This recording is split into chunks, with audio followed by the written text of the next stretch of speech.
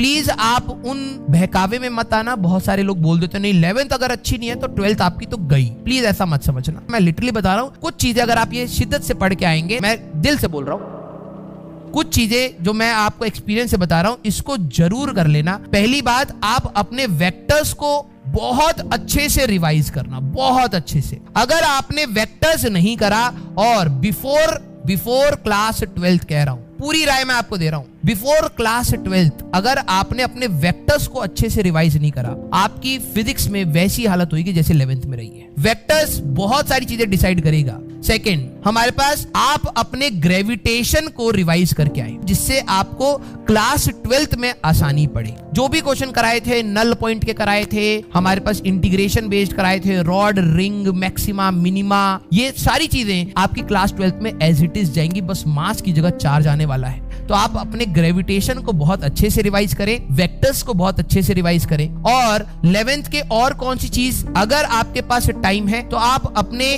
Free body diagrams, मैं कुछ चीजें लिख रहा हूं, कोई बच्चे कहते हैं सर क्या पढ़ के आना चाहिए, हमारी 11th कंप्लीटली खत्म है, 11th कंप्लीटली खत्म है, तो सर हम ऐसा क्या करें जिससे 12वीं कंफर्टेबल हो जाए। मैं कहता हूं कि हो सकता है केमिस्ट्री में जैसे सॉलिड स्टेट हुआ, सॉल्यूशन स्टार्ट हुआ, तो 11th के कुछ चीजों की रिक्वायरमेंट होती है। सॉलिड स्टेट में ज्यादा नहीं होगी, सॉल्यूशंस में आपकी कुछ चीजों की रिक्वायरमेंट होगी, इलेक्ट्रोकेमिस्ट्री में कुछ चीजों की रिक्वायरमेंट होगी, तो वहां पे थोड़ी थोड़ी रिक्वायरमेंट होती है। वैसे ही फिजिक्स में, मैथ्स में भी जैसे आप सेट्स एंड रिलेशंस आप करेंगे तो थोड़ा domain, range and all, trigonometry करेंगे तो फिर आएगा, कोनिक सेक्शन आपका रिपीट होता है, फिर उसके बाद आपका इंटीग्रेशन या डिफरेंशियल कैलकुलस शायद पूरी सेपरेट होती है। कुछ कुछ जगह पर आपको प्रीवियस चीजों की रिक्वायरमेंट होती है, पूरी नहीं, लेकिन अगर आपका एक बेसिक आइडिया भी है तो आप 12वीं को आसानी से ले जा सकते हैं। प्लीज आप उन बहकावे में मत आना। बहुत सारे लोग बोल देते नहीं 11th अगर अच्छी नहीं है तो 12th आपकी तो गई, ठीक है। प्लीज ऐसा मत समझना, अपने आप को मोटिवेटेड रखना। मैं लिटरली बता रहा हूँ, कुछ चीजें अगर आप ये शिद्दत से पढ़ के आएंगे तो आपको कहीं पर भी जाएंगे, मैं दिल से बोल रहा हूँ कि आप कहीं पर भी जाए, प्लीज आप ये पढ़ के जरूर जाना। फिर आपको लगेगा कि हाँ यार वो जो टीचर बोल रहा है ना वो आपको समझ आ रहा है, क्योंकि आपको कुछ अपना होमवर्क कर जाना पड़ेगा। तो वेक्टर्स आपको रिवाइज करना है अच्छे से, dot product, cross product, addition, subtraction, gravitation अच्छे से रिवाइज करना है।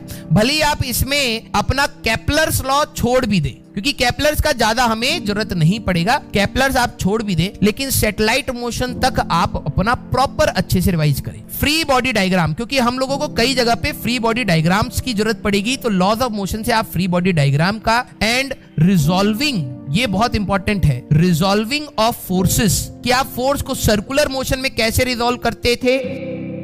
आपको जो अपने करियर के लिए बेटर लगता है वो आपको हमेशा करना चाहिए, क्योंकि मैं भी यही चाहता हूं कि आप करियर बनाएं। मैं आपको कहूंगा कि आप बिल्कुल फ्री हैं, आपको वो रिटर्न करनी है, उस प्यार को रिटर्न करना है, उस सपोर्ट को रिटर्न करना है जो आपके पेरेंट्स ने आपके लिए